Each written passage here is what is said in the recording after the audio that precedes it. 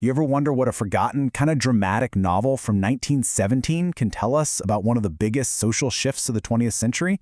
Well, as it turns out, a whole lot. So let's dive into this story of ambition, love, and the birth of the new woman, all through the lens of a book called The Restless Sex. I mean, this one line from the novel just nails it, doesn't it? It perfectly captures the vibe of the era. Women were done being silent partners in life. They were getting ambitious, they were dissatisfied, and they were starting to demand more. This restlessness, it was a huge cultural force, and our story follows a young woman who embodies it completely.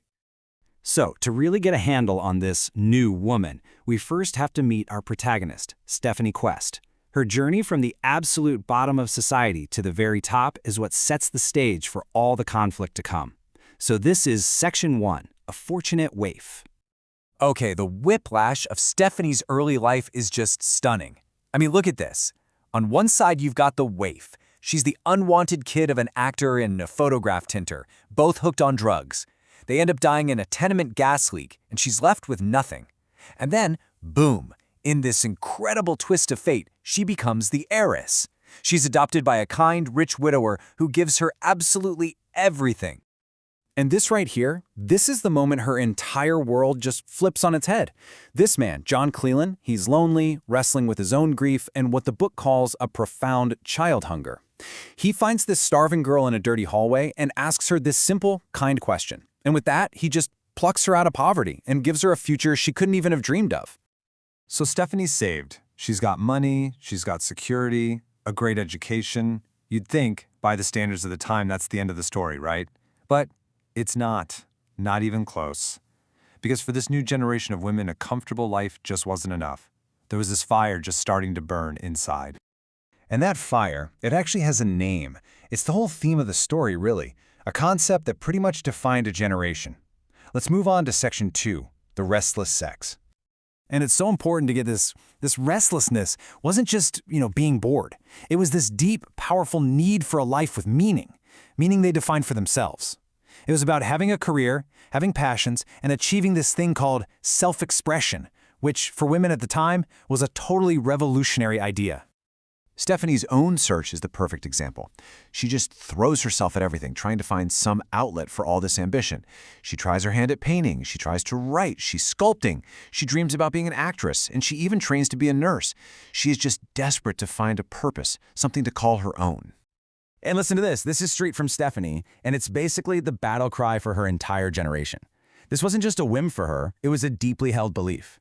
The old rules, the worn-out conventions that had controlled women's lives for centuries, they just weren't going to fly anymore. But, this internal battle for who she is, it doesn't stay internal for long. It becomes a very real, very external battle, in the form of two very different men who both fall in love with her. So let's explore this in Section 3, A Tangled Triangle. Okay, so the whole conflict really boils down to these two guys. On one side, you've got Jim Cleland. He's her adopted brother, her childhood friend. He represents a future of safety, tradition, a good, respectable life. But on the other side is Oswald Grismer. He's this brilliant but kind of tormented artist, and he represents passion, rebellion, and that whole bohemian life she's drawn to. But here's the thing. Her choice is way more complicated than anyone knows. Because, and get this, when she was just 17, all swept up in wanting this artistic life, Stephanie did something shocking and pretty impulsive. She secretly married Oswald. She tied herself to his world of passion and chaos before she even really knew what she was getting into.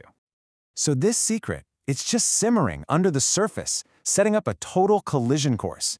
Because Jim, who's falling hard for the woman she's becoming, has no idea she's already married. Which brings us to a huge question. What happens when these two worlds finally and inevitably smash into each other? Well, that collision forces this absolutely devastating reckoning where every single choice Stephanie has made comes due. This is Section 4, The Price of Freedom. And things just start happening, one after another. Bang, bang, bang. Her life is thrown into total chaos. First, her adoptive father, the man who saved her, dies of a stroke. Then, Jim comes back from Europe, his feelings for her stronger than ever.